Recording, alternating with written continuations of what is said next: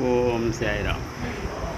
అంతటా వెతికాను కానీ అశోకవనంలో మాత్రం వెతకలేదు. కాబట్టి అందులో వెతుకుతాను. కానీ అటు గమనిస్తే ఎందరో రాక్షసులు కాపలాగా వస్తున్నారు. ఆ వనాన్ని వాయువు కూడా అటు వెతకడానికి భయపడుతున్నట్టుగా కనిపిస్తోంది.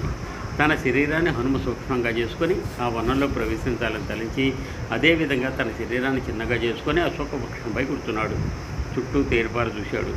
ఆ వనాన్ని వేల కొలది వృక్షాలు కనబడుతున్నాయి. కొన్ని బంగారు రంగులతో, మరికొన్ని అగ్ని శిఖల కాంతంతో, మరికొన్ని నల్లగా కాటుక రంగుతో, ఇలా రకరకాల వృక్షాలు కనబడ్డాయి.